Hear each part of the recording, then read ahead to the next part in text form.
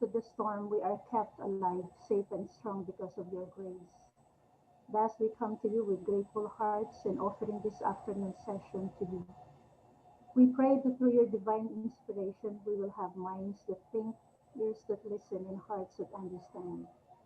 Help us to participate actively in the discussions that will be set before us, joyfully accepting each other's ideas in the spirit of humility and respect. Help us to see you in the faces of everyone who will be in the class this afternoon, and allowing us to hear your voice, see your face, and feel your presence. Yes, Lord, help us to feel your Holy Spirit that works in and among us this afternoon. In Jesus' name we pray. Amen.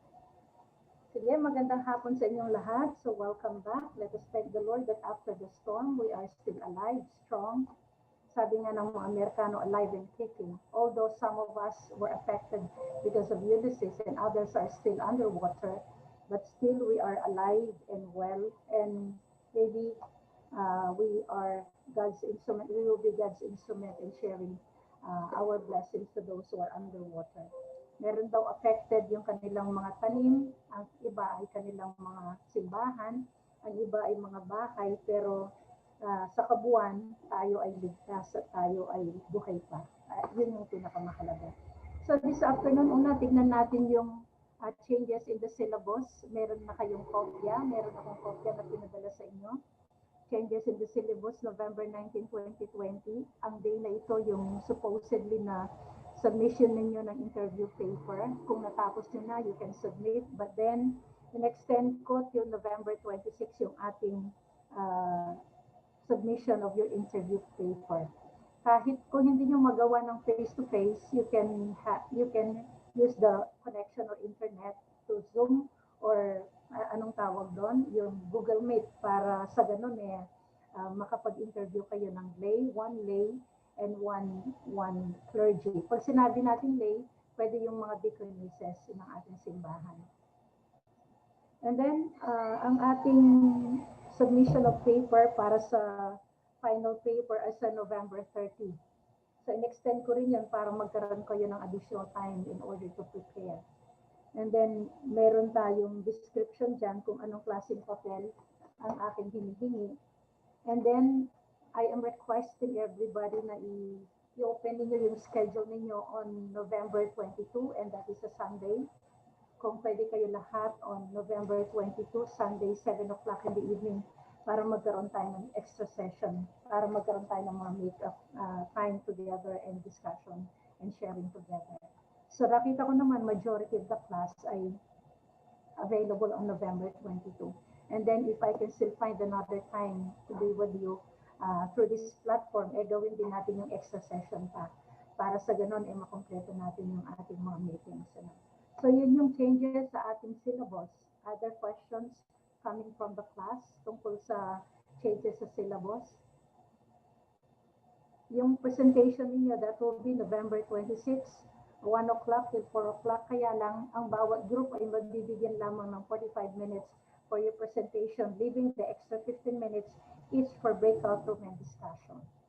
So, bali maikli lang yung presentation para ang lahat ay mabigyan ng panahon para dito. Although, I am asking the presenters to give copies pagkatapos ng kanilang presentation para ang bawat isa ay may kopya at matignan nila when you are at home or kapag wala na kayong pasok, matignan niyo yung inyong mga assignments o yung mga presentations. So, Group 1, Group 2, and Group 3, sinend ko na rin sa inyo yung mga pangalan ng mga nasa Group 1. Gayon din ang nasa Group 2 and then Group 3. So may I ask Pastor Eric to lead the Group 1, si Pastor Hermie to lead the Group 2, and si Daffodil, Pastor Daffodil to lead the Group 3. Ulitin ko, Group 1, may I ask Pastor Eric to lead the group, and then si Pastor Ernie to lead the group ng Group 2, and then si Pastor Daffodil to lead Group 3. So, naibigay ko na yung mga pangalan ng mga members ng each group. So, na-receive nyo na yon? Na-receive nyo na po yon? Yes po, DS. Okay, thank you. Pero si Christian po, DS, hindi po namin kasama. Yes, na ano po yon? Na-strike out na yung kanyang pangalan. Okay po. Dahil hindi natuloy si Christian, gayon din si Gomer. Gomer po. Yes, that's right. So, a total of, instead of 17, 15 kayo lahat sa klase. And we are happy that Pastor Erlita is here. Kahapon daw ay nagkaroon siya ng treatment, but now she is okay and kasama natin sa platform. Let us also continue to pray for her for a speedy recovery and total healing coming from the Lord. And naalala ka namin sa panalangin, Pastor, you are in our thoughts and you are in our prayers. And we are, hindi lamang ako, pati yung pamilya ko, we keep you in our prayers. At alam Thank ko, you so much, ma'am. ang buong WDS. Yes, I'll communicate with you, Pastor Elita. May message ako mamaya sa'yo. It's a personal message. And then, mag-respond ka. Pastor, ha? Opo, ma'am. Thank you po. Sige. Sinend po, Pastor Jeff. Sinend po yung ano, sinend ni Cheryl Ann, yung PowerPoint presentation. Okay ba siya, Pastor Jeff?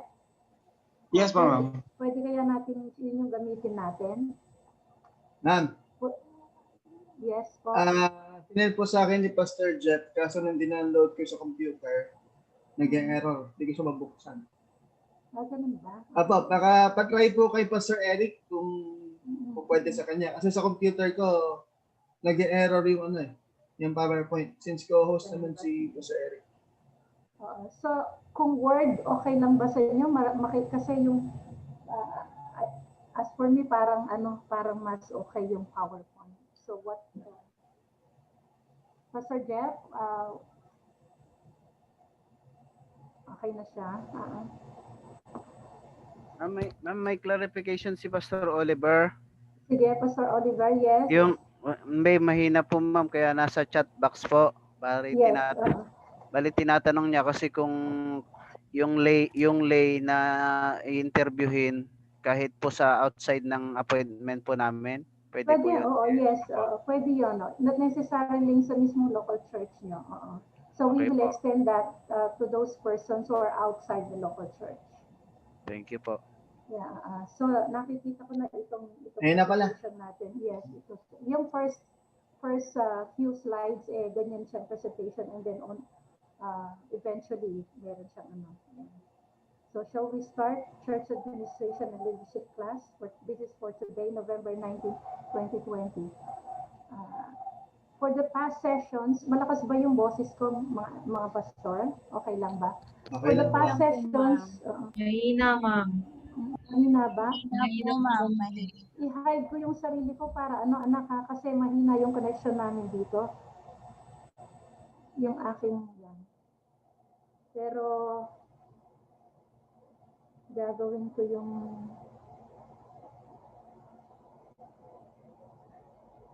hello, ayan. Malakas na ba siya? Problema namin dito yung aming connection. Pero I'll try to sige. Opo, malinaw na po. Okay na po, okay na po. Sige.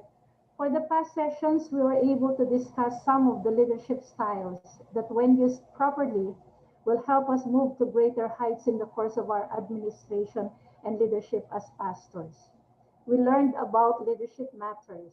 We studied that in terms of church administration and leadership, pastors as leaders matter most, then comes the other matters that propel the church to growth and success, like the team and skills and styles used by the leader or pastor. That pastors are persons called by God to lead the church.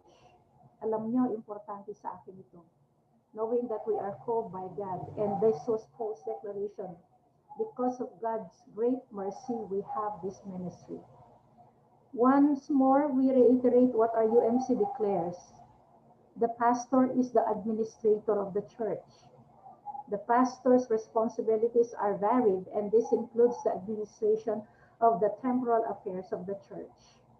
We also learned about servant leadership. That is not a new concept. Although it was popularized by Robert K. Greenleaf in Slide, hindi 1970. na po nababasa. Excuse me po. Second slide po. Second slide. Next slide, please. Yan. Okay na? Okay na po. Although it was popularized by Robert K. Greenleaf in 1970, leaders of olden days used this style in leading their people and organization. Greenleaf asserted that the servant leader is servant first. It begins with a natural feeling that one wants to serve first. This conscious choice brings one to aspire to lead.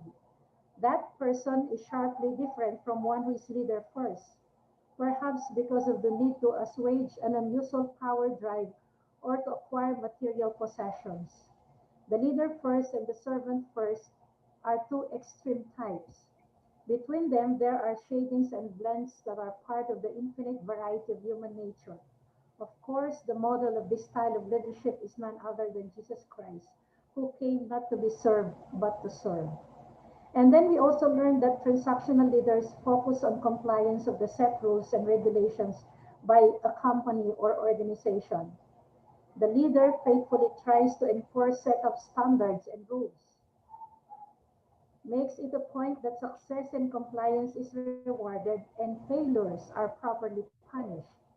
The strength of this is in the response that the leader gives in a certain situation. The strength, thus they say transactional leaders are responsive. Ulitin ko yun.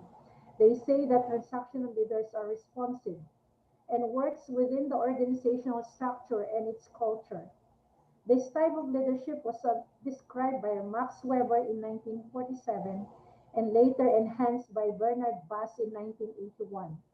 This style is most often used by managers and it focuses on the basic management process of controlling, organizing, and short-term planning. The transformational leadership style, on the other hand, focuses on transforming both the people and organization. There are four factors to Next transformational slide, leadership. please. Yes, next slides.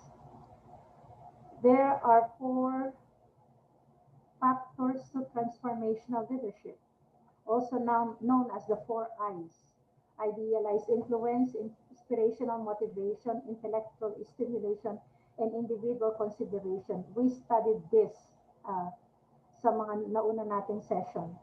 Its success lies in the ability of the leader to move people and influence their values and attitudes to reach the desired goal for the organization or company. The leader here lead and serve as model of integrity and fairness. We also studied spiritual leadership. Spiritual leadership is seen by Eric Swanson as a blending of natural and spiritual qualities utilized for influencing God's people to accomplish God's purposes. Even the natural qualities are not self-produced but God-given and therefore reach their highest effectiveness when employed in the service of God and for His glory, or for God's glory. Uh, he identified 10 traits which for him formed the basis of our leadership. We also studied this last time. A spiritual leader is visionary, serves as an example or model, has integrity, give importance to God's words. A leader is a reader, person of prayer, spirit-filled, gives into hard work and industry. A person of faith, continue to grow and takes care of her family well. So, ibig sabihin, pag spiritual leader ka, kasama na yung pagbibigay ng pagpapahalaga sa pamilya at naiayos mo ng mabuti ang pangunguna sa pamilya mo. We heard a good presentation about women leadership. Since the beginning, the sphere of leadership is not solely given to men.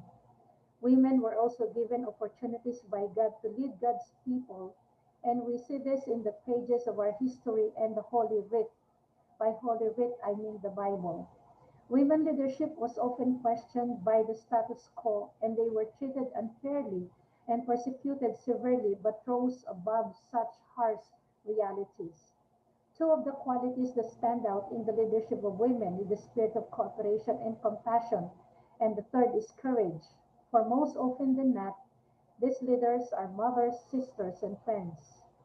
We still have a long way to go before the church recognizes the participation of women in the highest leadership position of the church, particular in the Philippine Central Conference. Hanggang ngayon, wala pa tayong obispo.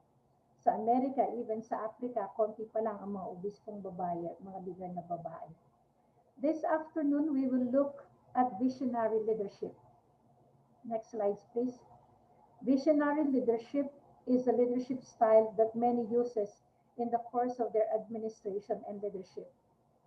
The word visionary, when considered as an adjective, it means thinking about or planning the future with imagination.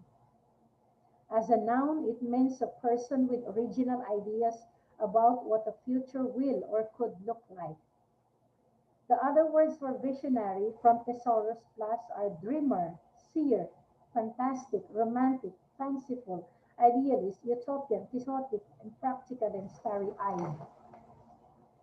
Malcolm Timothy Gladwell, who was born on September 3, 1963, is an English-born Canadian journalist, author, and public speaker.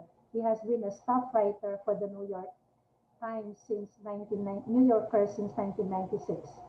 Sabi niya, and I quote, "The visionary starts with a clean sheet of paper and reimagine the world." Warren Gamaliel Bennis was an American scholar, organization consultant, and author, widely regarded as a pioneer of the contemporary field of leadership studies. Bennis was university professor and distinguished professor of business administration and founding chairman of the Leadership Institute at the University of Southern California, and author of the book Visionary Leadership. He asserted that visionary leadership is the capacity to translate vision into reality. Ulitin ko yun. Visionary leadership is the capacity to translate vision into reality. The wisdom writer believed that where there is no vision, the people perish. Proverbs 29:18. Next slide, please. Ulitin ko yun. The wisdom writer believed that where there is no vision, the people perish. It is also defined as vision is also defined as a picture of the preferred future. In relation with administration, vision is defined by Bert Nanos, sometimes called as the father of visionary leadership, as a realistic, credible, attractive future for your organization. So how does vision works? Paano ba? At ganong kahalaga nito? The right vision attracts and energizes the people. Right vision creates meaning in workers' lives. Right vision establishes a standard of excellence. Right vision bridges the present and the future. Kaya nga sa libro nating manipis na tulong bilang article or bilang article para sa mga leaders ng ating simbahan. Sinabi niya, from where we are to where we want to go, that is vision. But the question is how to get there. Ano? So visionary leadership style, we see visionary leaders have a good understanding of the bigger picture and they communicate using their relevant experience confidently. A real visionary leader will not only explain where people are going, they will also be able to explain why getting there is important and beneficial to the people they are communicating with. What is really impressive about how visionary leaders achieve this is that they have the skills to do this in a way that people can understand what they are saying and actually relate it to how it fits into their own life. Pwede nating basahin ng sabay-sabay ito dahil importante ito. Sisimula tayo sa a real visionary. Ulitin natin, please go back to yan. A real visionary leader will not only explain where people are going, they will also be able to explain why getting there is important and beneficial to the people they are communicating with. What is really impressive about how visionary leaders achieve this is they have the skills to do this in a way that people can understand what they are saying and actually relate it to how it fits into their life. So we need to have the ability to be able to communicate our excitement in a way people can click on this. So kung ating titignan mahalaga na maunawaan natin, na may pahayag natin kung ano yung vision natin at kung paano natin ibabahagi ito sa iba and how to invite others to go with that vision. There are three main characteristics of a visionary leader. Ang una, yung sinasabi nilang risk-taking. I want to share this, and this was taken from the book na sinabi kong by Bert Banning, so Visionary Leadership. Change is never risk-free, sabi niya, and it's rare that the solutions will come immediately. George Washington did not trounce the British in the first battle. Defeating the British took years. It took sacrifice, the sacrifice of many people who were committed to the vision of self-governance and freedom from English control. You don't need to put your life on the line.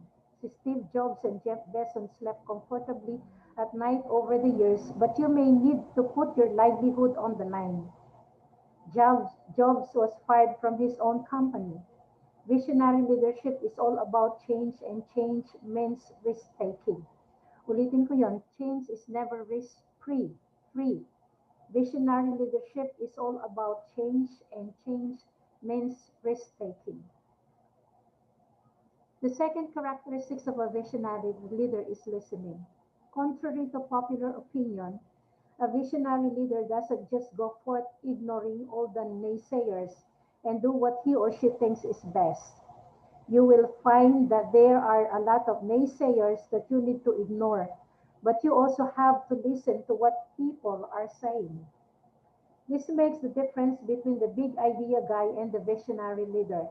If you are not willing to listen and accept advice, look at how the market is changing and take feedback seriously. You won't succeed if you do not listen. It's fine to say, no, I've considered all of those possibilities and I'm still moving forward with my idea. But if you haven't considered the other possibilities, you're setting yourself up for failure. Nakikinig ang isang visionary leader. A good leader hears the voices of your team members, and your team needs to feel heard by their leaders. You aren't a leader unless people follow you voluntarily. And for that to happen, your team members need to feel heard out and listened to by you. Ulitin ko yon, a good leader hears the voices of your team members, and your team needs to feel heard by their leader. You aren't a leader unless people follow you voluntarily. And for that to happen, your team members need to feel heard and listened to by you. Kailangan maramdaman nila na sila'y importante dahil pinakinggan niyo sila. A visionary leader takes responsibility. A visionary leader knows that his or her ideas are different and are a significant risk, and the people that follow such a leader are also taking a chance in doing so. So it's critical that you take responsibility for your actions and your vision. This is not only when events go poorly, it's also to make sure that they don't go poorly in the first place. The leader is responsible for ensuring that the finances are available to pay people and keep the project moving forward. You must ensure that you treat people fairly. Ulitin ko yung paragraph na yun. This is not only when events go poorly, it's also to make sure that they don't go poorly in the first place. The leader is responsible for ensuring that the finances are available to pay people and keep the project moving forward. You must ensure that you treat people fairly. Remember, having a vision is much like having a child. You would do anything and sacrifice everything for your child. But when you want anyone else to participate in raising the child, you have to pay them. A vision is the same. You cannot expect your team to sacrifice like you are willing to do. It's not their vision, it's yours, and you are sharing that to them. A visionary leader can become a great force in changing the world or the industry in which they work. But this leadership and participation aren't always necessary. Sometimes you need a leader who just keeps people enthused about staying on the same path. But when you need change, you often need a person with a vision. Visionaries look at the status quo and see how they can make the situation different. I will repeat that. Visionaries look at the status quo and see how they can make the situation different, instead of just making the current situation better. After all, George Washington didn't set out to make a better relationship with King George. He set out to sever that relationship, and that vision made all the difference for the US or United States. And how is this visionary leadership style placed in a capsule? What leader wants, a leader mobilizes people toward a vision. And what the leader says, come with me. And the vision qualities needed and required are self-confidence, empathy, and change catalyst. And when works best, kailan ba ito nag-work best? When changes require a new vision or when a clear direction is needed. The overall impact on climate most strongly positive. So, yan yung sinasabi natin visionary leadership style in a capsule. So, there are 5 principles of visionary leadership. Challenge the process. Be a pioneer. Encourage innovation and support people who have ideas. Ulitin ko yun, challenge the process. Be a pioneer. Encourage innovation and support people who have ideas. Show enthusiasm. Enthusiasm is contagious. When a leader is enthusiastic, the people are invited to do the same and have an expression of enthusiasm also. Help others to act. Be a team player. Remember, in this kind of leadership, there are no lone ranger. You have the vision, but you need to share the vision. Set the example. Be role models, katulad ng transformational leadership at katulad din ng sinasabi natin servant leadership. The visionary leader set an example. We celebrate achievements, considering the emotions and the heart. So kung ating titignan, marami sa mga pastor ay mga visionary leaders. And vision is very important. Ang pastor ay leader ng simbahan na dapat siya ay nangangarap. Siguro ang pwede nating tignan sa inyong paglilingkod ngayon sa mga simbahan, what is your vision for your church? Gusto niyo ba na hanggang dyan na lang ang simbahan or you want the church to go forward and to have such growth? So, articulate that vision. Not only articulate that vision, invite your team to have that vision also. I-sell ninyo yung vision ninyo sa inyong mga miyembro sa administrative council until such time that your vision becomes their vision also. So visionary leadership is very important, especially for church growth. Kapag ang pastor o ang leader ay hindi marunong mangarap, walang mararating ang simbahan. And you cannot even prepare your church to growth. And you cannot even prepare your church to move forward.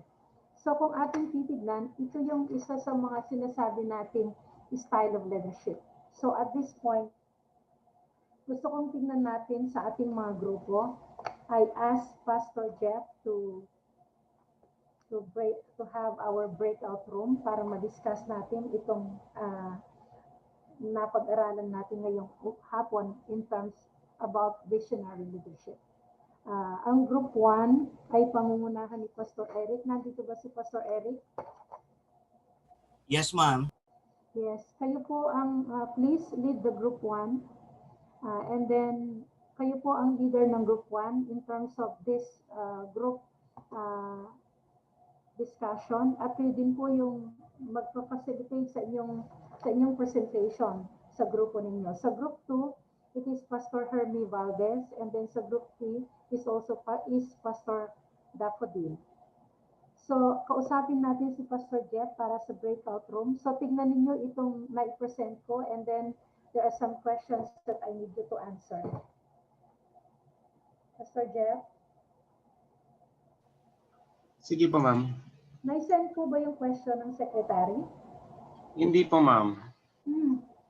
Sige, isi-send ko. Oo.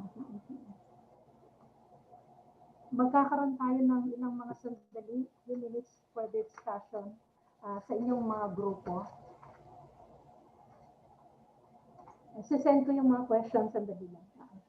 Pasensya na kayo, hindi ko yung video ko kasi mahina yung connection namin dito. Okay po, dear.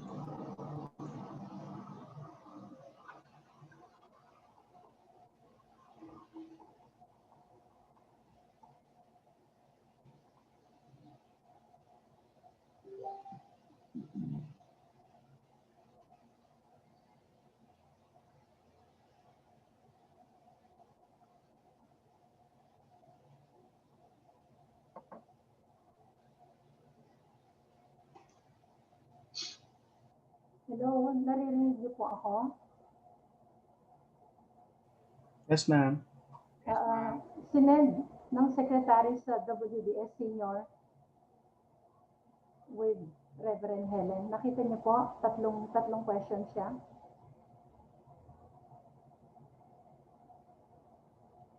How do you see this style of leadership in facilitating growth in your churches? Who is that one person who influenced your life, whom you considered a visionary leader? And please expound. A nation without vision perishes.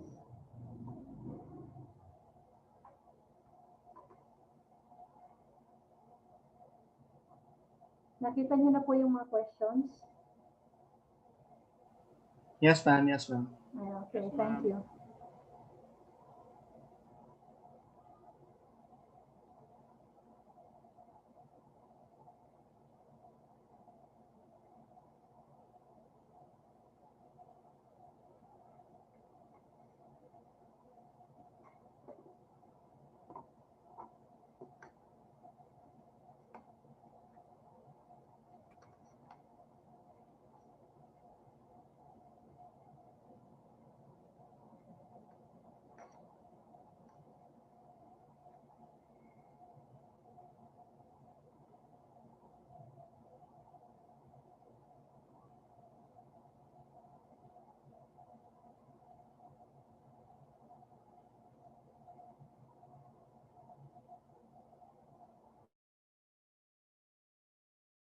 Kasama ba, Sa bahay. kasama ba si Pastor Jen sa atin? Opo, kasama po ako. Parang Medyo kay Pastor, sounds mo. kay Pastor Dap ata ako. Ano. Pero, Kay Pastor Nandito Dap naman yata tayo, Pastor Jen. Pero hindi ko naman. oo nga, paano yun? Oo nga. Pero dito, So, ibang group kayo. Group 3. Group 3 kami eh. Oh, 3 kayo. Pero bakit Sabihin mo sa natin? group. Kay Sir Jen. o sige, sabihin mo Pastor Himlord. One din ako eh. Sabihin mo. Pinapalayas na namin kayo dito. Pilit na ako, sige. Sabihin mo. Doon na, message ko lang siya. Sir Jeff, Ah. tuloy po kami ni Pastor Jen. Napunta kami sa group. Sir Jeff, pinapalayas na po kami sa group to, sabihin mo. Pinapalayas talaga. Ang alam kong kasama namin si Madam Emily. Emily, Oo, parang- Erlita. Si Benhard. Benhard. Parang pinalit-palit lang kasi dito muna. Parang ganon. Dito na ba tayo lahat? O, Pinagsisinukat na Pastor Herms. Kaya may bago ba? parang yun ata eh. May binago lang ng konti. Pero para. Kaya sinabi ni Ma'am na ikaw ang leader. Hindi, yung binasa ni Ma'am na yung sa group 3 si Dap. Tapos yung sa tatlo lang kasi si Pastor Eric, di ba? Kami nga yun. Kami nila Pastor Dap yung sa group 3. Kaya lang, napunta kami ni Pastor Jen dito. Oo. Sige, umpisa na natin. Tatlong question. How do you see this style of leadership in facilitating growth? Sagot. Teka. May response. Teka lang, wait lang. Missionary leadership. Guy, nandiyan ka, Pastor Oliver? Guy. Bali ilan tayo? Narinig mo ako. Bali ilan tayo? 6? 8. Di 2 group lang siguro. Tatlo. Okay, sige. 5 tayo. 5 tayo. 5 tayo. Palang tayo. Baka ito na yung bagong grupo. Sige. Baka yung sa reporting lang yung sinasabi niya kanina, no? First question. Wala ako, bahala na ako. Hindi, first question. Ikaw nga magre-report eh. Ano Pastor Jen? Hilid natin tayo? yung natin, kung ito na kami ni Pastor Himlord. Okay. Magre-report pag nawala, wala na. First question na tayo. Narinig niyo na? Dali lang. Sige. How do you see this style of leadership, visionary leadership in facilitating growth in your Chore naman to. Church. Pastor Jen, paano to? dito raw muna Papaano? tayo. Ha? Kaya sige, tuloy mo lang. Sabihin nyo kung lalayas kayo, ha? Dito na raw muna kami, Ah, sabi dito. ni Pastor Jen. Dito Okay, na okay, muna okay. Ako, lalayas na. Wag na. Dito na lahat. Dito na muna lahat. Ano po yung question? How do we serve?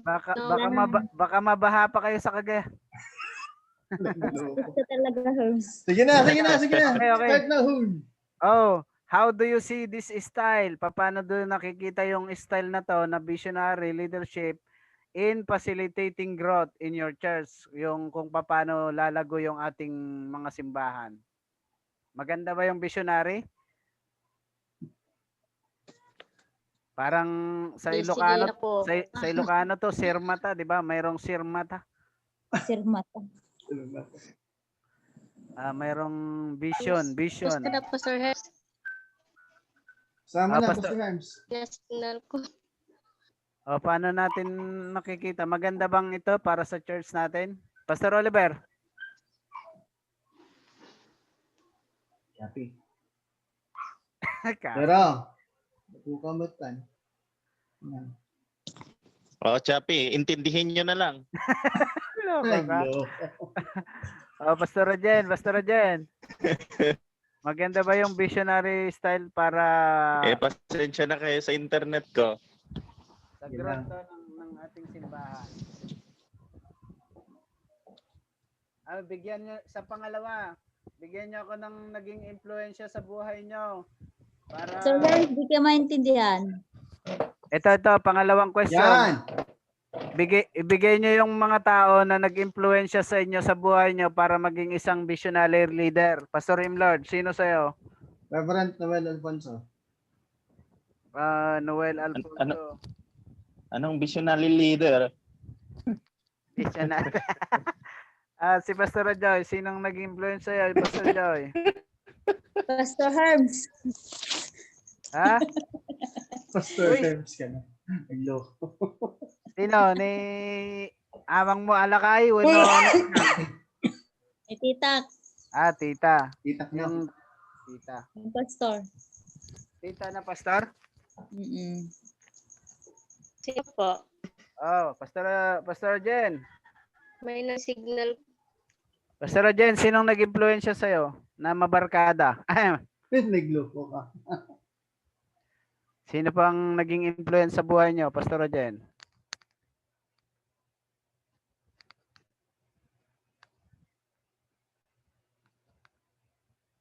Pastor Jen, may signal mo.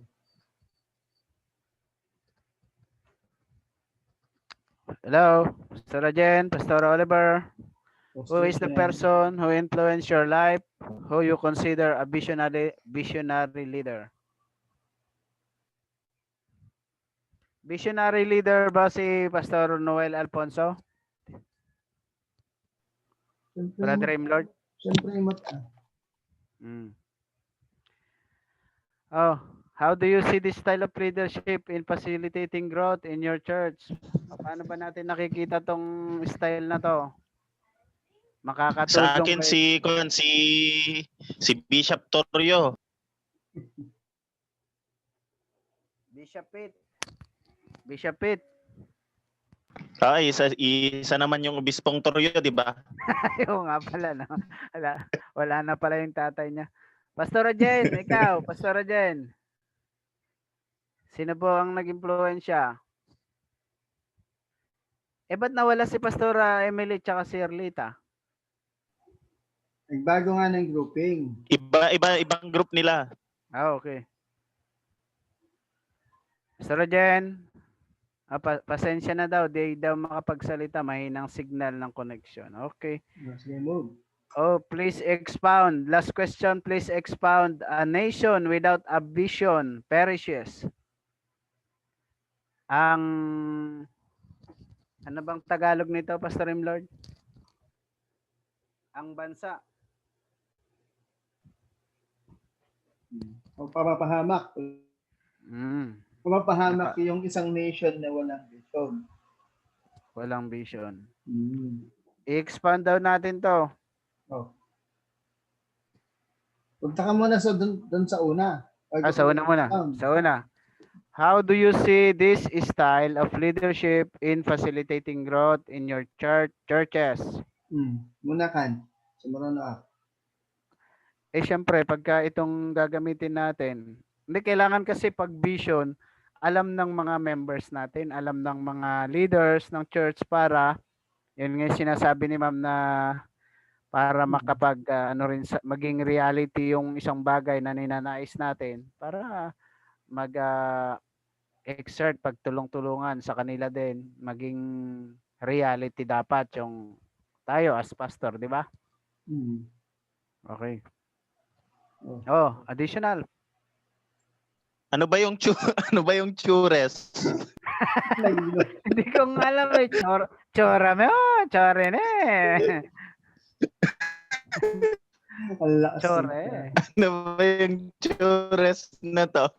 Hindi, how do you Kalalaas see ng tama. growth in your churches? Churches yan. Nagkamali lang yan. Chores. Churches. Pastor Joy, paano mo daw nakikita yung visionary leader sa yung chures? Yung chures. Hindi, yung style of leadership. Kamo. Sabi ni Pastor Jen. Anong sabi? Anong sabi?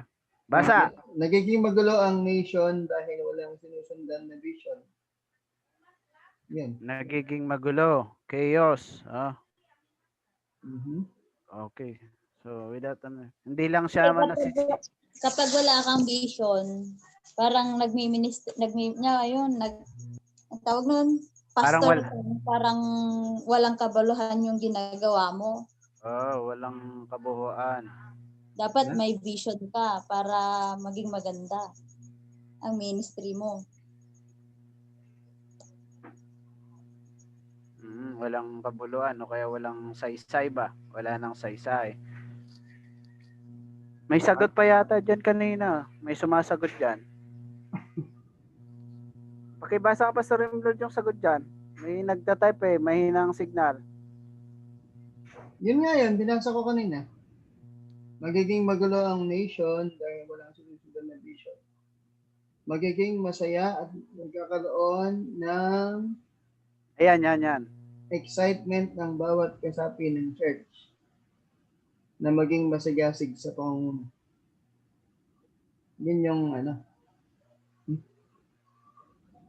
Hello. Yun yung sa number 1 yun, Hello. Number 1 yun, masigasig. Number 1 yan. Number 3 yan. Number 3. Number 3 ba yan? May nakalagay na number 1 doon. Ano ba? Number 3 yan. Yung number... Ano ba? Last 5 minutes daw. Last 5 minutes daw. Uy, yung number 1 muna, hindi pa natin sasagot.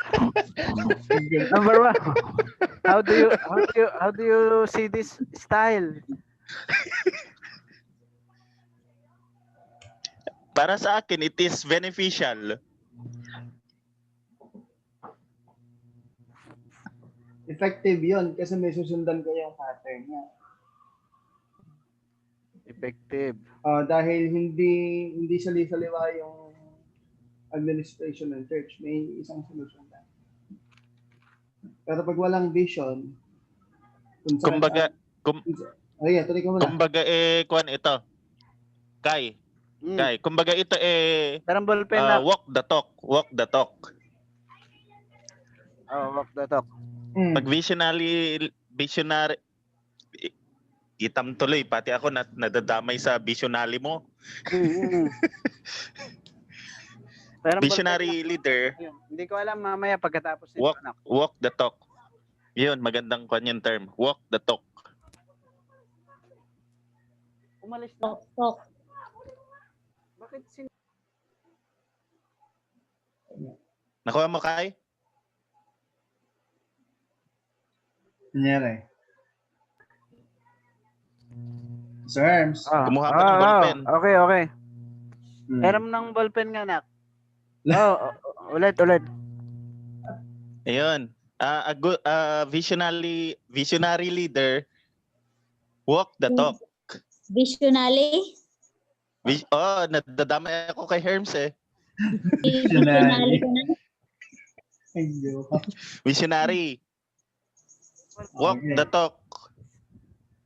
Nakuha mo na kay? Walk the talk. Sige. Or in short, walkie-talkie. Ano yun? Lord? Okay. So, walk the talk. Walkie-talkie. Talking nga.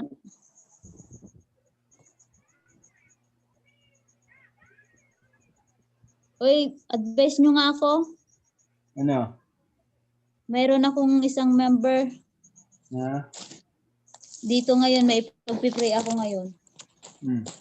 Kasi machine na lang yung yung bumubuhay doon sa Kanya. sa anak niya. Tapos ngayon, hindi, parang, ano ba yung dapat gawin para ma-accept niya?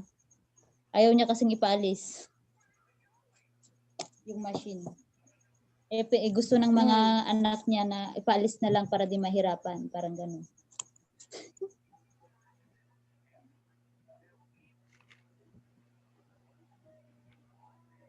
Saan kaya?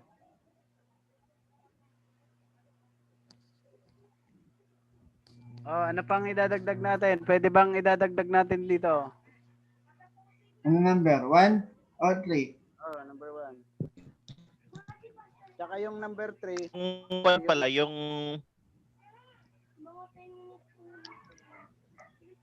Yung number 2, pwedeng ang leader na natin nakikitang visionary si Martin Luther King Jr.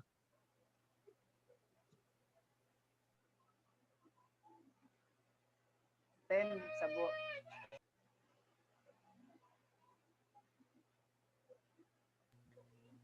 Pag-isahin na lang natin ang person na influential sa atin, Martin Luther, para Pero personal, yung mga sinabi nyo, si Noel Alfonso, si Titan ni Joy.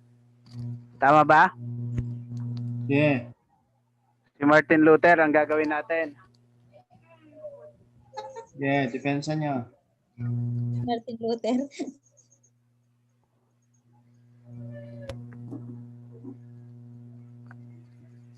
Pastor Jay, nandiyan ka pa? Yung signal niya. Hindi, pwede rin yung tig-isang mga personal na influential sa ating buhay to. Wala si Bernard. Additional, how do you see your visionary style of leadership in facilitating growth? Maganda yung beneficial, sabi natin effective, walk the talk. Ano pa yung nandun kanina sa sinabi ni ma'am?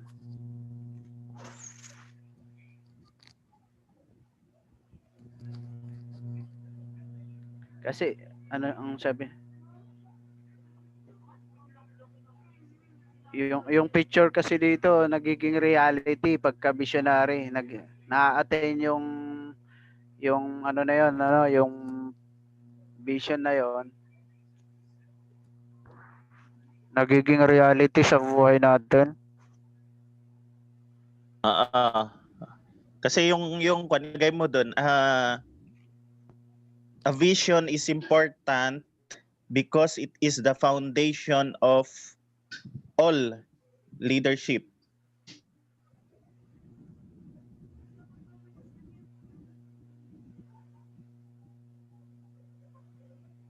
Tama? Sa number 3 yan?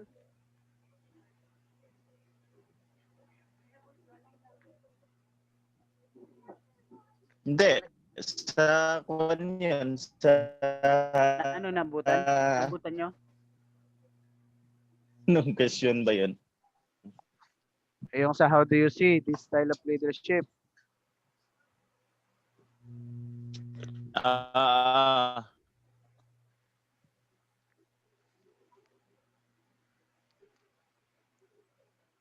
Maganda example niya kanina, si George Washington, no?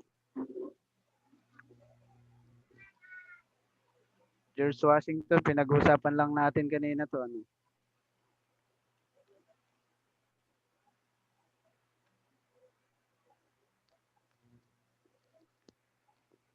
Parang may team player lang din kasi to eh, di ba?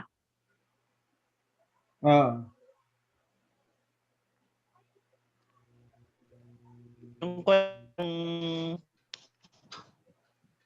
Ito, i-chat down mo.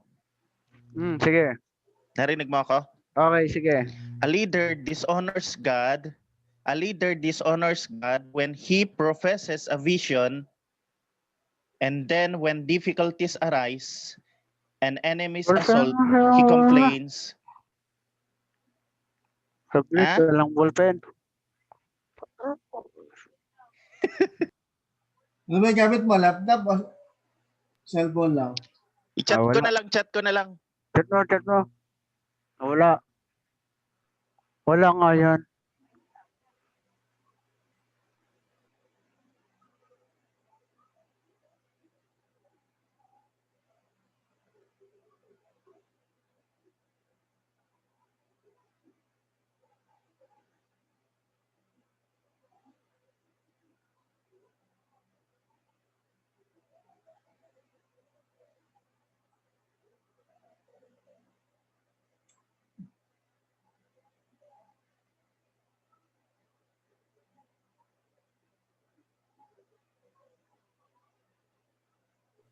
Ulit, Kai. A leader. Chat na lang daw niya. A leader dishonor. Wala naman.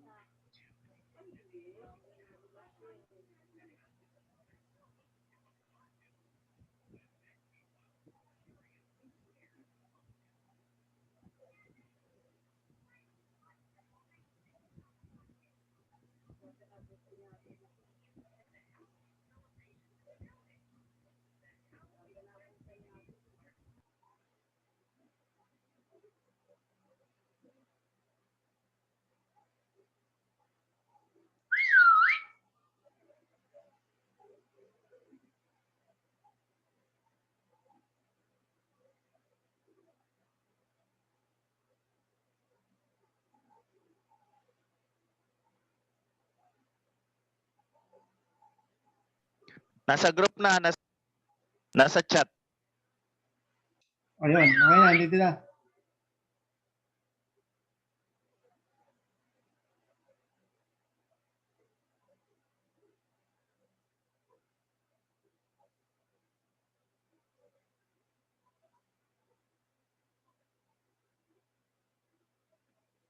Dito mo na, Herms. Dito na.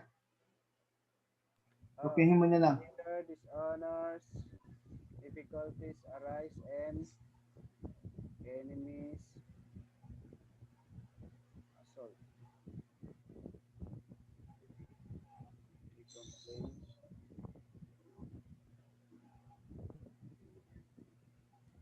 Ano ibig sabihin nito?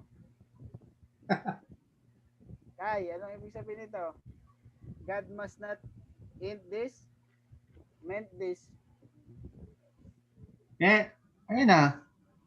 A leader dishonors God when he professes a vision. Want yan, want. Want this. Or they would not be able.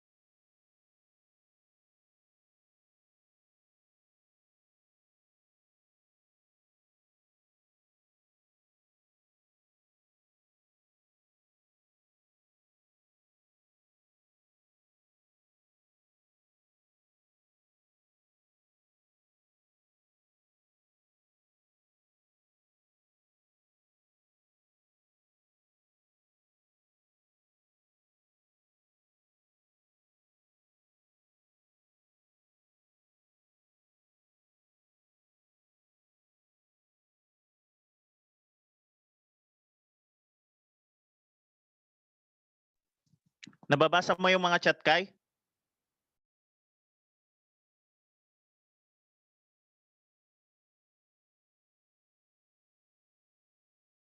Nakamute ka.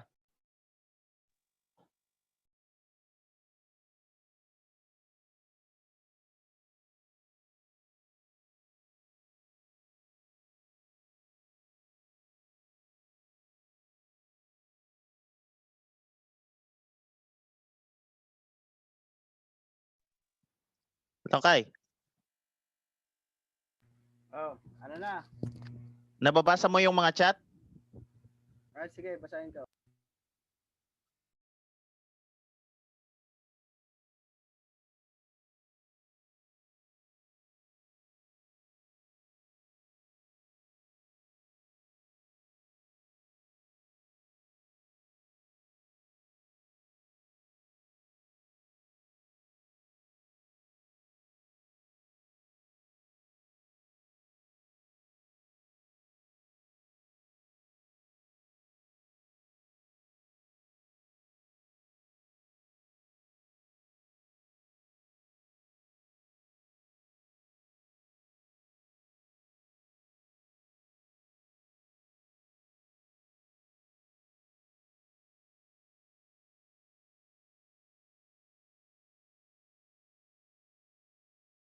Wala naman na yata yung iba. Wala na yung mga kasama natin. Dito kami. Dito pa ako. Dito pa kami. Hindi naman nagsasalita kasi.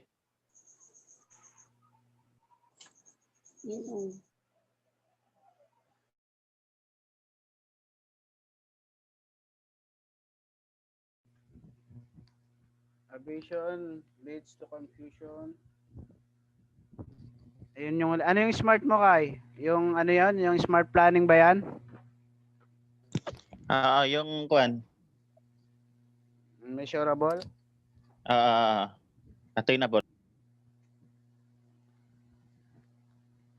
Ano yung S? Ano yung S, Kai? Ano na yung SM Lord? Specific, Measurable. measurable, attainable. Measurable, attainable. Ano yung R? Ano ba yun? Yung R. Tsaka Yung R? time Time bound yung T. yung R, ano ba nga yung E? Specific, measurable, attainable. Ano ba ito kay R?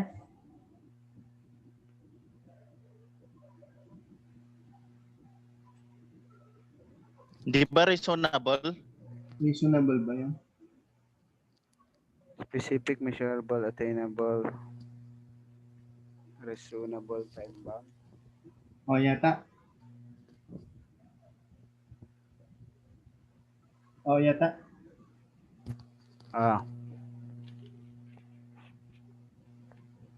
Tapos,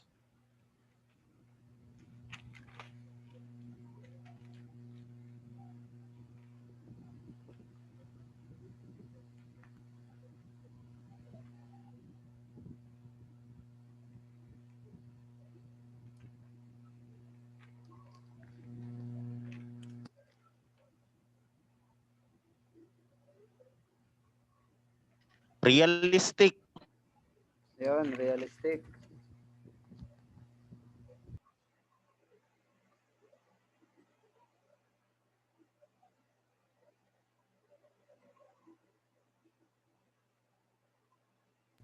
Ulitin ko yung sagot natin sa 1, a good leader starts with adequate vision.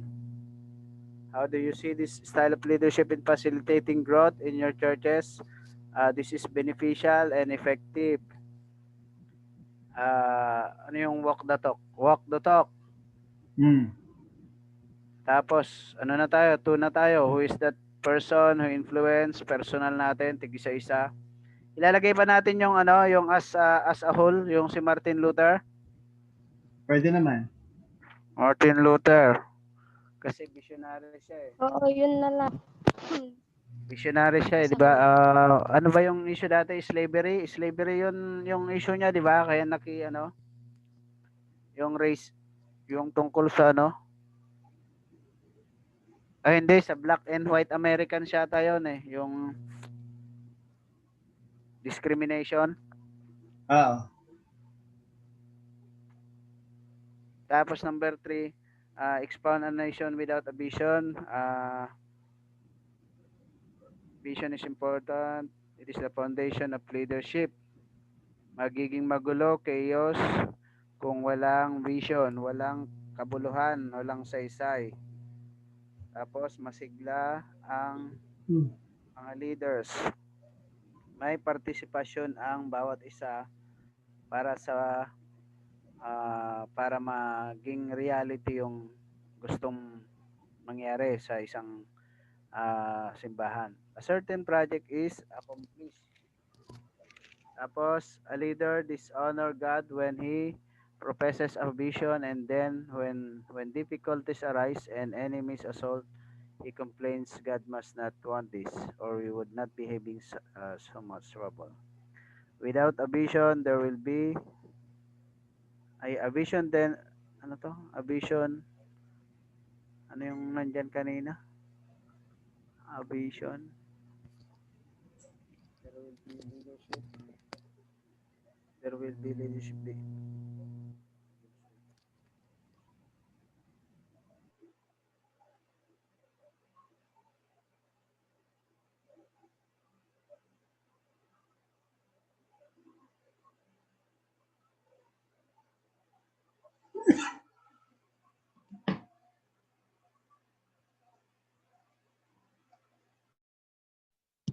Kai, hello. Magandang isama mo dito yung an organization without vision leads to confusion, rebellion, disorder, chaos, and destruction. Sa kon na yon, pwedeng sa nation na yon. Yung sa number 3. Tapos yung kon ngayon, isite mo yung nangyayari sa bansa dahil walang clear vision patungkol sa nangyayaring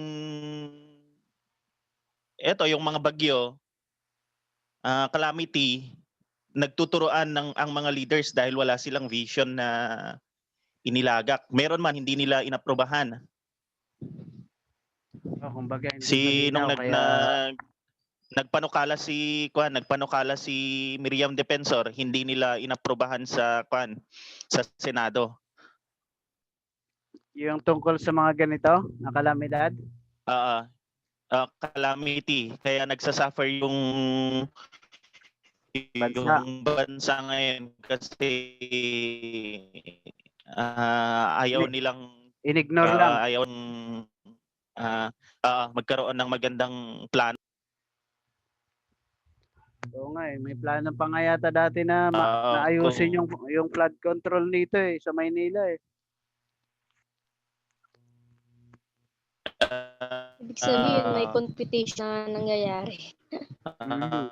Kasi hindi malinaw. Kung paano i-mitigate yung nangyayari pero ayaw naman nilang tanggapin. Tsaka ang tawag nun, political pa rin yung iniisip nila kahit andito na yung kuan, kaya yung mga vision nila para sa sarili lang nila. Tama. Yung nagiging personal, hindi sila, matagal na yun eh. Hanggang ngayon, ganun pa rin. May nagsuggest nga na dito sa Manila yung gagawing para yung flood na lahat ng aayusin nila. Kasi sa ibang bansa maayos yung flood control nila Mayroon talaga silang yung pagka bumaha ng talagang hindi sila babahain. Si Palapok siya tayo Architect Palapok siya tayo. Tingnan mo nangyayari, walang kanya-kanya. Dito nga sa amin, may landslide na nga, napopolitical pa rin sila. Oo, tama. Tsaka hindi sila hindi sila, tingnan mo yung mga ano natin kasi, mga kabundukan na natin. Is that a good vision of the leaders? Oo. Pwede. Maganda ring i-cite mo yung yung sinad ni Mike, yung sinisisi ni yung mga squatters sa Ayun, Yung nasa group chat. Yung nasa group chat. Yung sinunod niyo. Yung sisi niyo yung mga taong hirap. Kaya nagkaroon ng plus blood dahil yung mga puno ay pinagpuputol Baha. nila ang makagawa ng bahay. pwedeng i-cite mo yon. Lack of leadership leads to confusion. Yun nga, yung distraction, ganon. Chaos. Ano pa yung sinabi ko doon? Yung nasa chat na yan. Disorder, rebellion. Yan rebellion, disorder, chaos, distraction. Sama lahat yan. Confusion. Ano ba yung Tagalog ng vision? Kasi nga, hindi sila nag-set ng vision para sa bansa. Tama. May vision nga naman sila, yun nga lang, para sa sarili lang nila. Pansarili lang. Oo, pansarili. Personal interest. Yeah. Kasi Kaya nga. lahat naman sila lahat ng mga leaders na yan, para sa sarili lang nila.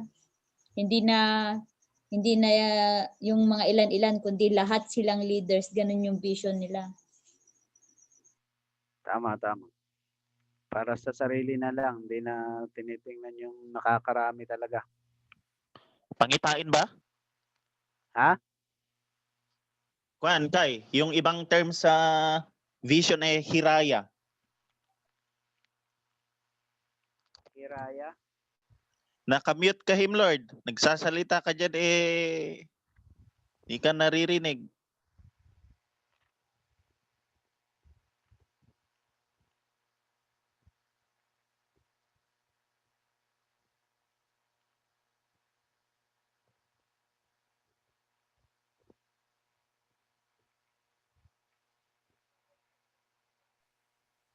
Nakamute ka, Himlord.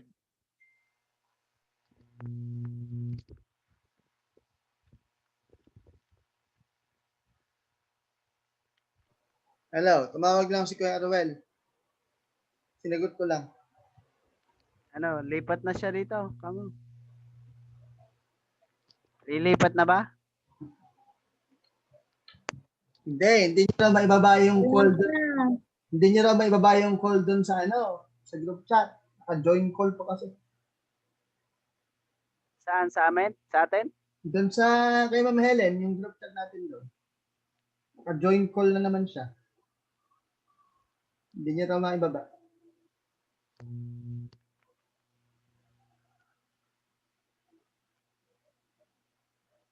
Oh, ano pa? Expand nation without a vision perishes.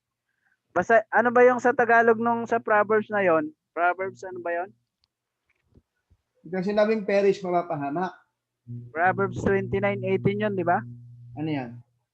Yung a nation without a vision perishes. Perishes. Proverbs 29:18. Oo.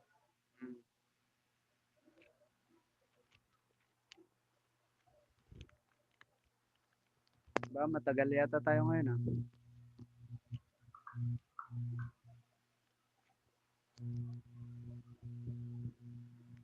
Ayun, alis na niya.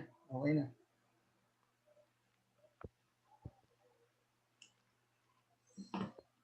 Gusto ba? Okay na yan?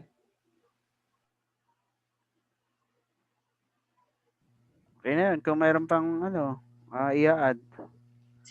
Yung sinabi ni Oliver.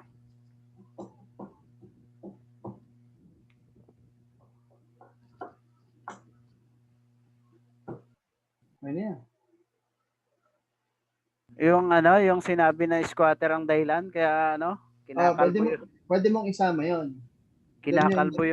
kinakalbo yung Ba't ba niya nasabi yon? Dahil nakatira sila sa mga ano?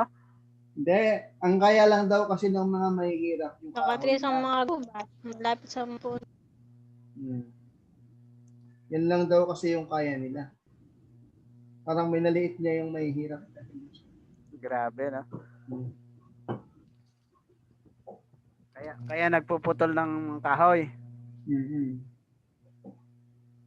Hindi daw pang matagalan. Kasi nga, yun lang yung kaya ng mga tao. Hindi, kasi kung minsan mayroon naman binibigay na pabahay, minsan binebenta rin, bumabalik din sa Manila. Di ba? Bumabalik din sa Kanayunan, nabenta yan sa halimbawa, bibigyan sa Laguna o kaya sa Rizal. Hmm. Pagkatapos ng ilang buwan doon, dahil walang, ang trabaho kasi nasa Manila, di ba? Doon pa Basta rin nila ang sa probinsya. Sa probinsya, madang mamuhay kaysa sa Manila. Oo. Sa Manila kasi mataas cost of living din. Oh, yun nga. Pero yung trabaho kahit Diba? Kasi nga naman, Manila binibili lahat. Doon sa probinsya, hindi ka magtanim, hindi ka magtinda, mabubay ka. Ganun. So, pwede silang ng pay, yung magkigas na palay, para may bigas lang. Yun yung advantage sa probinsya. Kaya siguro, mga bahay na binibenta ka nila ay binibenta. may program nga sila na ano, yung pupunta sa probinsya, bibigyan ng puhunan yata yan? Balik probinsya program. Yung kay, ano yan? Kay Bongo. Oo, kay Bongo. Tapos babalik sa probinsya yung mga tao. Eh, paano nga kasi wala nang makain sa Si Bongo, yung first lady. first lady. Bakit? Bakit first lady? First lady siya ni Duterte. First lady ng presidente. Okay, tayo. Oh, close sila, no? Saan siya pumunta? 4 minutes more daw. 4 minutes. Nandun eh. 4 minutes 4 daw. 4 minutes 4. Pero tawag nga dito naman sa probinsya, meron naman yung mga taga ibang bansa na dahil mapera, tapos yung mga namumuno, walang vision, kaya ngayon, ginagamit nila yung mga resources natin dito. Oo. Eh, yung mga mayayaman sa probinsya na nanira ng kalikasan, eh, nandito naman nagpapakasarap sa ibang bansa, di ba? Yung mga tao, nababaha.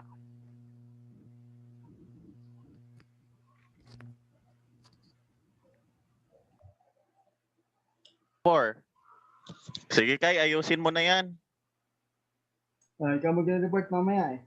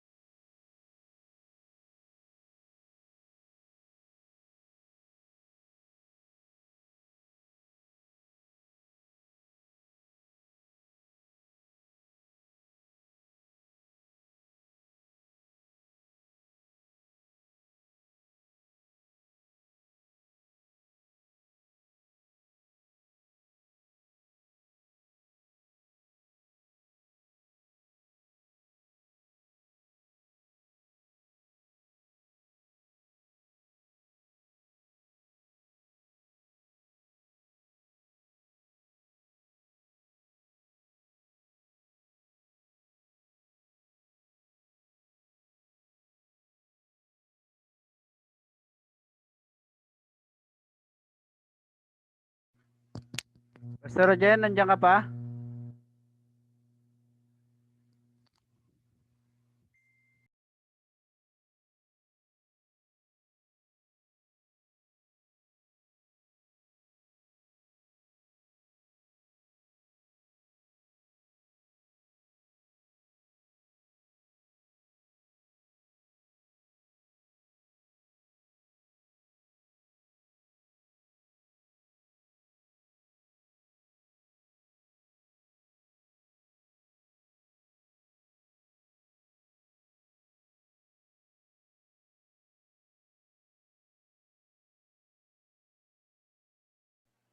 Lapit na tayo. Nandiyan ba si Pastor Jen? Nandito. Sinong Sinong influence sa kanya pala? Wala siyang binigay kanina? Ha? Nag-influence sa kanya? Walang alam. Pastor Jen, nandiyan ka pa?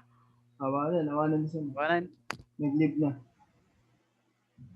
Nag-leave na ata. Hintayin na natin, matatapos na ano to. Doon mo na lang tanongin.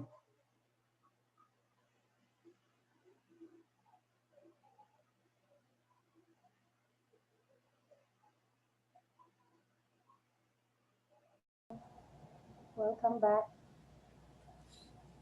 Hello, ma'am. Welcome back. Nasaan po yung iba? Hindi pa sila tapos? Hello po, ma'am. Ma'am, hello ma'am. Ma'am, tapos na po. Andito na lahat. Nandiyan na po sila lahat. Hindi ko lang sila nakikita. Sige, salamat. It is already 2:47 and we need to meet as a big group. So may I ask the first group to share what transpired during the discussion, during their sharing. Group 1, Pastor Eric, sa Group 1 ka ba? Who is part of Group 1? Yes. Sino ba yung mag-share sa inyo? Ako na lang po, ma'am. Sige, Pastor, please do. Yes po. Doon po sa napag-usapan namin sa number 1, how do you see this style of leadership in facilitating growth in your churches? Sa aming grupo po, ang napag-usapan namin dito, without vision of the leader, kung walang vision ang leader, wala ding vision ang church. Parang ganun po yung kwan namin. Tapos, hindi po magkakaroon ng, kung wala pong pag-ibig yung leader doon sa kanyang ginagawa, yung ginagawa niya, example po ay ang ministry ay parang mababaliwala po. And vision is important in the growth of the church. Kagaya nga ng sinabi ni Pastor Bensi, vision plus action. Yun po yung kwan namin. So, itong visionary leadership helps the growth of the church. Doon po sa pangalawa, who is the one person influence your life? Ang kwan po namin dito, karamihan po sa amin ay mga pastor or yung mga dating administrative pastors po namin yung naka-influensya sa amin. Kung hindi man administrative pastor ay talagang pastor na nakapag tutok sa amin. So sila po yung kinonsider namin as visionary leaders. Sa pangatlo po, a nation without vision perishes. Sabi po ng nakasama ko dito, without visionary leader, walang goal or direction ang bansa. So, visionary leader transforms their vision into a reality. So, yun po yung napag-usapan namin, ma'am, sa aming grupo. Salamat. Salamat po. Palakpakan naman natin yung first group. Salamat po. And then second group. Yes ma'am, magandang hapon po. Mr. Hermie, yes. Magandang hapon classmates. Ito po yung mga questions at unahin ko po. How do you see this style of leadership in facilitating growth in your churches? Ito yung visionary leadership na nabanggit ni ma'am. Dito po kasi ay nakikita natin na merong sacrifice, merong risk. Even it is risky, yung leadership na ito, nakikita naman namin sa group, nakita namin na merong effort ang bawat isa to attain that kind of goal in an organization. And it is beneficial and effective also to attain the future. Yung vision kasi talaga hindi lang for the benefit of minority of the group, pero yung majority ng grupo, although it is really a futuristic endeavor, but with the effort of everyone in the group, in the community, it is still attainable. Number 2, who is that one person who influenced your life, who you consider a visionary leader? Most of our members po ay mga church workers, their pastor, their deaconess, and one of our member influenced by one of our bishop in their episcopal area. But as a group, we nakita rin namin na napag-isa namin dahil sa aming mga sharing, nakita namin itong isang great reformer, si Martin Luther. Sa group na po ito, ma'am, nakita namin yung pagiging visionary niya to yung para mawala yung discrimination between black and white Americans at their time. And nakita na yes ma'am, nakita namin na because of this endeavor that made him a visionary leader, hindi lang siya nagmando ng mga tao, kundi siya mismo ay nag-sacrifice, siya mismo naging visible doon sa effort na ginawa niya to attain success for this goal sa issue ng American regime. And lastly, please expound, the nation without vision perishes. Alam naman natin na totoo yung magulo o kaya there is chaos sa pagka walang vision ng isang leader, and lalong-lalo na kung walang participation ng mga kasapi sa isang organisasyon. As an organization without vision, it really leads to confusion, not only confusion but also a rebellion and chaos and destruction. Example po namin dito, ma'am, is halimbawa itong regarding sa dati kasi mayroong suggestion ang dating Senator Miriam Santiago about yung pagiging preparedness when it comes to yung ganitong nangyayari sa ating lipunan. Opo, sa mga ganitong pangyayari. And also, dati rin mayroong mga suggestion about how are they going to plan regarding to avoid yung flood pagpa-flood, ma'am, dito sa Metro Manila, pero yung iba kasi talaga hindi rin pinapakinggan. And yung grupo namin ay nakita namin na kung talagang yung personal interest ang talagang inaafteran ng isang leader, ay talagang distraction and confusion sa lahat. And even those small kagaya nating mga lay people, tayo yung nasisira talaga, just like what was happened after typhoon. Alam naman natin yung mga ibang mga leaders ay hindi naman natin makikita diyan sa pagtulong ng ating mga kababayan ngayon. So a vision then will be it begins with a good leadership really begins with vision and ends with success. Magiging hakbang na maipakita na siya ay isang effective and productive leader. Meron pa rito, ma'am, idagdag na namin, ma'am, yung pagiging visionary leader, yung siguro yung specific, yung planning ma'am, yung planning which is specific, should be measurable, attainable, and realistic and time bound. Yung planning ng isang community or as a church. Yun lang po. Salamat po. Salamat ma'am. Palakpakan naman natin yung second group. Salamat po. How about the third group? Mr. Daffodil? Opo, ma'am. Good afternoon. Good afternoon, classmates. Sige po. Ito po yung nag-transpire sa aming discussion. So first question, how do you see this style of leadership in facilitating growth in your churches? So based on your presentation, ma'am, we all agree that vision is a necessity in our church.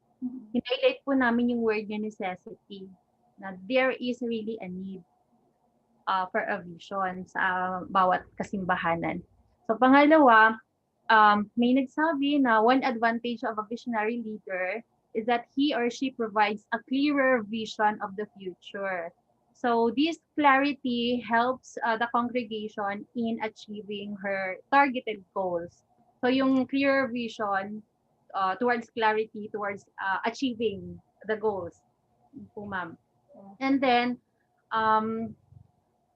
one of us presented yung Luke, nasa Luke chapter 14, na ang leader bago siya gumawa ay kailangan niya munang planuhin, pag-isipan, pati yung mga materialis na gagamitin ay kailangan daw ma-measure, maisa-isang tingnan para maging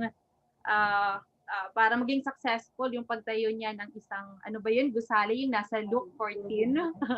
Ibig sabihin, kailangan po dito kasi yung well-planned or well-organized outline or plans before proceeding to any plan or any program.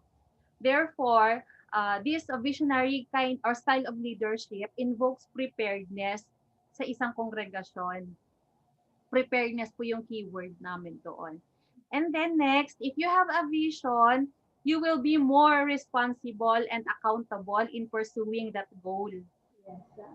So our vision holds us accountable and brings us back to the right track should we be tempted to fall astray later on. Kasi hindi naman po perfect na nagpaplano tayo, hindi natin ma-ensure na hindi na tayo, kumbaga, maliligaw. Medyo may mga lihis ng landas minsan. Pero kapag binabalikan yung vision, parang hihilahin tayo po pabalik pag merong vision po yung local church. And then, a visionary leader encourages his or her member to act for that common goals. So, pag pinagsama po yung lahat, we presume, we concluded na merong growth yung isang simbahan. Yun po, ma'am. Sa pangalawa, who is that one person who influenced your life who you consider a visionary leader? So, ang prevalent figure po sa amin, sa group namin, ay pastor po talaga. Pero highlight din namin, ano ba yung characteristics ng pastor na sinasabi nyo? Merong isa nagsabi, because he lays down the ministry plans, he always had a clear vision and lays down guidelines on how to do it. Sabi ng isa, yung isa na sabi niya, kasi responsible talaga siya and hardworking. So, yun nga po, in summary, pastors are really good influencers when it comes to vision casting. Pero mayroon po kaming exemption or additional po na insight na minsan merong members din or lay person that they sometimes are the ones who help the pastor in realizing the vision. Sabi nga po namin, natawa nga po kami, minsan yung mga miyembro mas nag-i-envision pa ng mas malinaw kasi sa pastor. Kaya hindi po namin din inalis yung reality na ito.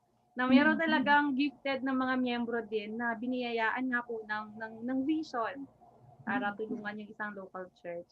Yung isa sabi niya, kasi si pastor, he helped me dream dreams, sabi niya.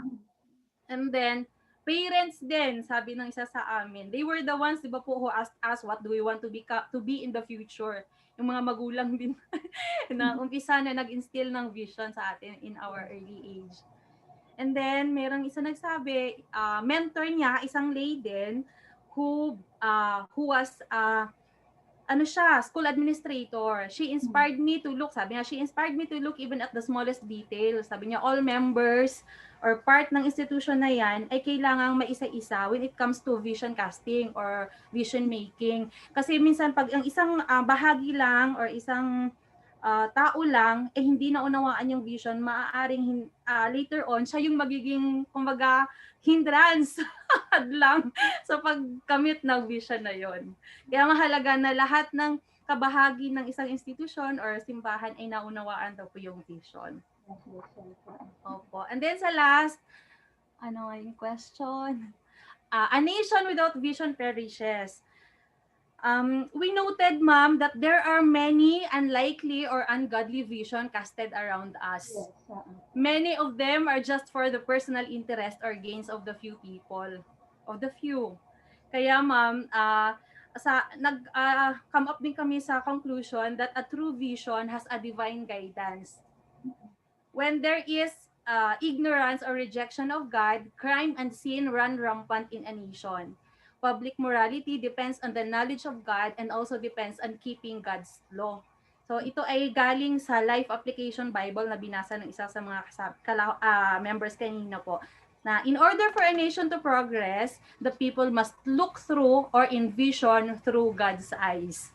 Yun po, ma'am. Thank you po. Salamat. So, palakpakan natin ang group 3. So, thank you for those sharing. And may mga ilang bagay lamang akong gustong tignan natin. A mission is different from a vision. So, kailangan makita natin yon. Ulitin ko, a mission is different from a vision. Pag sinabi natin mission, it is the purpose or purposes of the church. Pag sinabi ng vision, it is the direction. So when you are a visionary, you are a direction setter. So the mission is there, and then we share that vision to the members and helping them in order to reach that direction. May mga characteristics kasi ang vision. Una, sinabi natin kanina, it has something to do with the future. So nakatungo ito sa bukas. And then it is a mental model. It is a mental model of what you dream for or what you desire. Sa Tagalog, ang simplest definition na ginagamit natin sa vision, ito isang pangarap o naisin na gusto nating tunguhin. So it is a mental model, it is idealistic at times, utopian ang tawag, and it has something to do with the future, and it imbibes hope and enthusiasm. Kasi when you cast that vision and share that vision, ang mga tao ay tunay na they will be invited to join you in that mission. So as pastors, as leaders, administrator of the church, you need to have your church mission and vision statement. Siguro at this point in time, itatanong niyo sa inyong sarili dapat, ang simbahan ko ba ngayon na pinaglilingkuran, meron siyang mission statement? Meron din ba kayang vision statement? Mahalaga yon. Kasi when we are able to write and articulate that mission and even that vision, yung mga statements na yun, we can invite the members in order to own that vision and then plan so that we will be able to attain that vision. So, importante yun bilang administrador. Bago kayo umalis sa inyong simbahan, at least for this year, make it a point that you meet your congregation or you meet your administrative council in terms of articulate and write and sabihin natin, i-cast natin o isulat natin, i-articulate din natin yung ating mga vision and mission statement. At pag natapos natin, mahalaga din na isulat din natin yun in a portion of the church edifice para mapaalalahanan ng bawat isa. Kasi nakita ko sa aking pag-iikot sa mga simbahan, pag tinanong mo, ano ba yung mission ng simbahan? Ano ba yung vision niya? So, kailangan makita din natin yun. Katulad ng aking binanggit kanina, pagkakaiba, pag sinabi mong mission, it is the purpose or purposes of the church. Pag sinabi mong vision, it is the direction of the church. So, kayo bilang administrator, make it a point na when you are assigned in a church, isa sa maging gawain ng inyong administrative council ay i-draft ninyo ang inyong mga mission statement at ang mga vision statement nyo. At least first step pa lang yan sa pagiging visionary. Ang tanong kanina, saan nga ba nanggagaling ang vision? Saan nga ba nanggagaling yung sinasabi natin pangarap na yon? Yung gusto nating tunguhin. Although in Joel, And even in Acts, it says, when the Spirit of the Lord is poured upon all flesh, people will dream dreams and people will see vision. So isa yon, ito ay isang bunsod ng banal na Espiritu sa atin upang mangarap para sa Kanya at para sa simbahan. Pero meron isang writer na ang ganda ng definition niya tungkol sa vision, kung saan ito nanggagaling. And I want to quote him. Sabi niya, where does a leader's vision come from? Vision is composed of one part foresight, one part insight, plenty of imagination and judgment, and often a healthy dose of chutzpah. Ang spelling nom, C-H-U-T-Z-P-A-H. Isang Yiddish language yon na originally parang negative. But kapag ito'y ginamit sa vision, it means guts, may gut ka, may boldness ka, may enthusiasm ka. In fact, it is not only enthusiasm, but bold enthusiasm na you can invite your members in order to see the dream and the vision that you are seeing. So, kung ating titignan, bilang mga mananampalataya at bilang mga pastor, sabi natin, nanggagaling yun sa Panginoon. Spark ng Holy Spirit na binibigay sa atin upang tayo'y mangarap. And bilang mga pastor, dapat nangangarap tayo. Of course, expect not everybody will go with your vision. But continue to share that vision until such time that everybody in your church, in your congregation, starting from the administrative council, claim that vision as their own also. So mahalaga yun, bilang partisipasyon ninyo sa simbahan, bilang administrador, na dapat ang simbahan natin ay tulungan natin na mag-draft ng kanyang mission statement at kanyang vision statement. And from there, makikita na natin yung pagpaplano. So, basic yun sa isang leader. Kailangan alam mo ang mission ng simbahan mo, kailangan alam mo kung saan tutungo ang simbahan mo. Kung wala kang ganon, your church will never grow, and then hindi ka rin magiging matagumpay bilang isang pastor or leader ng simbahan. Kailangan turuan din natin, ibahagi natin yung mga pangarap natin sa ating mga miyembro, particular sa administrative council, and then from there sa iba pang miyembro ng ating simbahan. And even share your visions sa pamamagitan ng iyong sermon. Naalala ko nung ang simbahan namin I was born in Pulong Masle, Guagua, Pampanga, and my local church is Pulong Masle United Methodist Church. But I was assigned there in the 90s. And then a lot of people there are my relatives. At isa doon yung aking uncle. Sabi niya, bakit pinagdidiba mo yung simbahan samantalang malaki na? Sabi ko, I want to address the need of the church, and I want to see a church, a barrio church, that has something to do with addressing the ministry of the church, all the ministers of the church. At dahil doon, ayaw ng uncle ko yun nung mga unang panahon. But then when I started to preach my vision for the church, when I started to share that vision within and among the members of the church council, until such time yung aking uncle na ayaw, I was able to invite him to go with, not only to go with the flow, but to go with us in fulfilling that vision. Again, as I said earlier, dapat i-articulate natin yung vision ng ating simbahan, kung paanong na-articulate natin ang mission ng ating simbahan.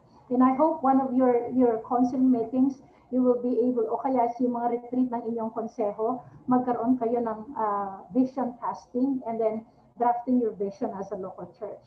Isa din siguro sa magiging legacy ninyo sa simbahan na kung saan kayo nakadestino ngayon, ay i-articulate ninyo yung vision na yun at ibahagi sa iba upang sa ganun sila din ay ariin nila yung vision, yung pangarap na inyong pinapahayag sa kanila. So, meron ba kayong tanong bago tayo magtapos? Nakikita ko na si Pastor Oliver. Pastor Oliver, yes, you are there. So, may tanong pa ba kayo o may nais pa ba kayong i-share tungkol sa visionary leadership?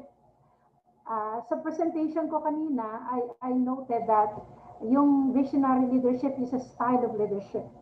Ang mga pinag-aaralan natin since day one hanggang ngayon ay mga styles of leadership. Hindi natin sinasabi na yung isa ang pinaka. There will come a time na ang gagamitin natin yung transactional And there will come a time na gagamitin natin yung style ng transformational or this. Pero importante na sa leader ay marunong siyang mangarap at magkaroon siya ng vision para sa kanyang simbahan. But how to get there from the present to the future, yun yung pinaplanuhin din yun, pinaplano din yun. Sige, may tanong pa ba kayo o gusto ninyong i-clarify ko yung mga pagbabago natin sa ating mga assignments, sa mga readings and then mga assignments natin. May mga tanong pa ba or if somebody wants to share something about the visionary leadership? Okay na po siya?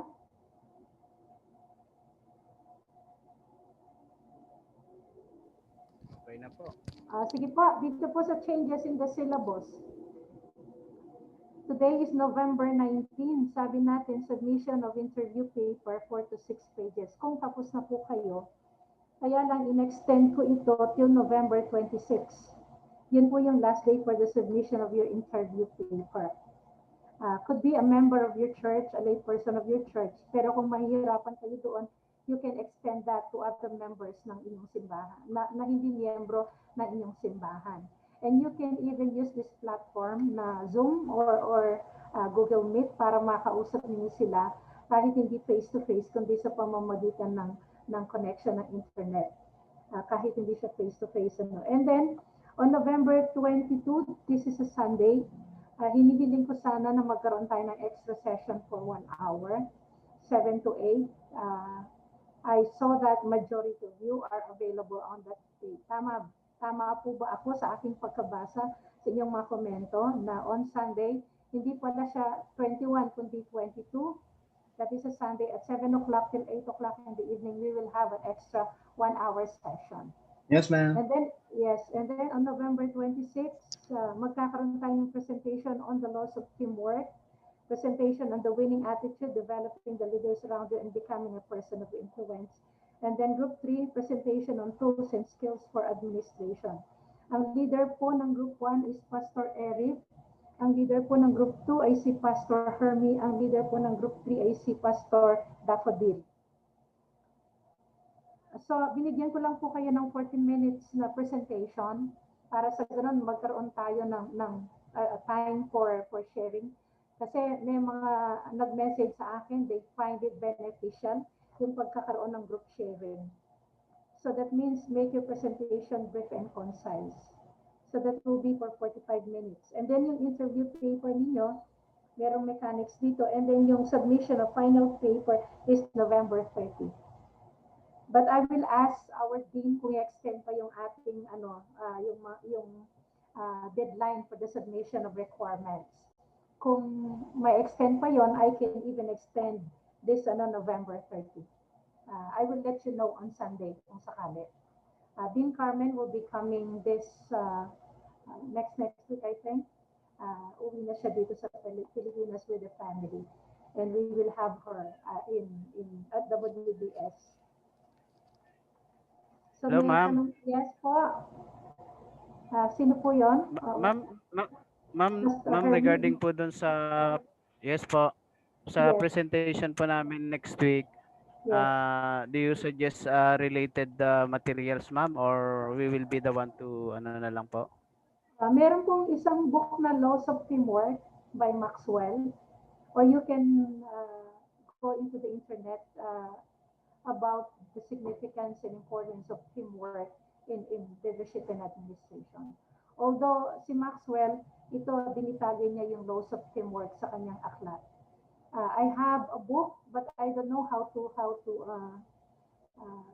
bring it there at WDS. Kay Pastor Jeff, kung maibigay ko sa kanya. I'm not sure who is near Pastor Jeff, although Pastor Daffodil is at Wesley Divinity School, right? I have a book. Sa ating canvas, wala ba siya sa holdings natin sa library? Hindi pa namin na-try yung sa digital library natin, ma'am. Parang kasi marami tayong doon, mga books. I'll try to kung pipicturean ko kung paano, how to send it to you. to the group leader, and then you can discuss it among yourselves. Okay po. Thank you, ma'am. Kahit hindi itong book na ito, you can use any online resources na makita niyo.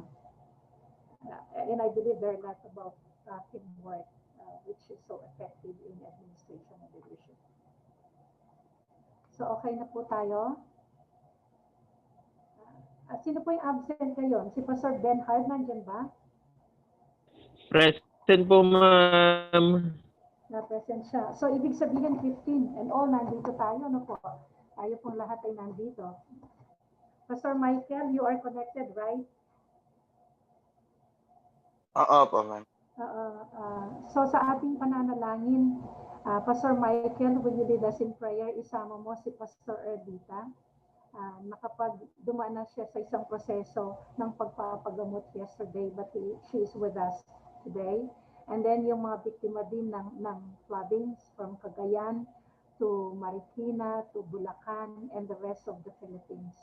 And even your preparation, the students at WBS and even the other theological schools in preparing for the final exam.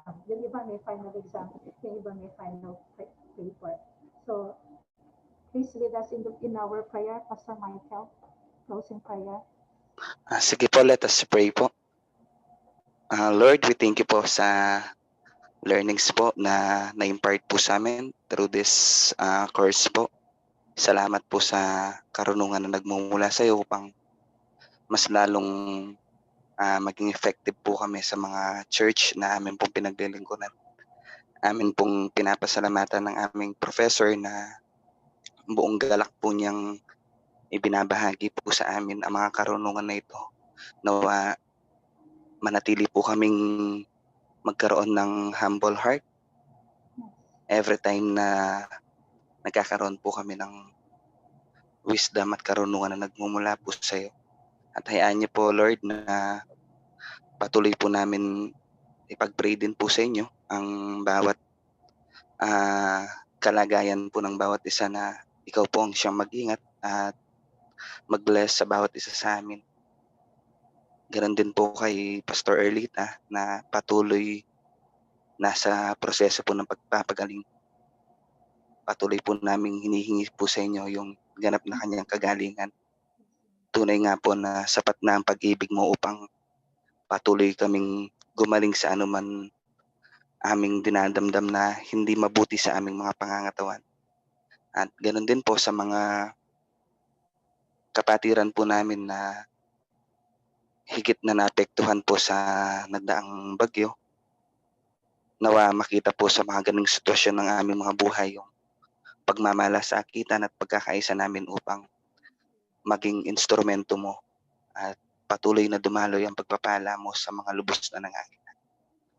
I-bless mo po ang pag-aaral po namin. I-bless mo po ang aming mga activities, ang aming po mga examination na i-undergo. Maraming salamat po. Lahat po ay aming ibinabalik sa iyo. Ito po ang aming panalangin sa pangalan po ni Jesus. Amen. Salamat, Pastor Michael, and thank you everybody. Amen. God bless. Katulad ng ating Thank you po, ma'am. ating adjusted syllabus, ang remaining time ninyo this afternoon ay time na gagamitin ninyo to organize your presentation next week. And I give that responsibility to the leaders mentioned earlier. So salamat. God bless you. God bless Thank you. you, ma'am. God bless Salamat po. po, ma'am. Thank you, ma'am. Bye-bye po. Thank you po, ma'am. God bless po. God bless you.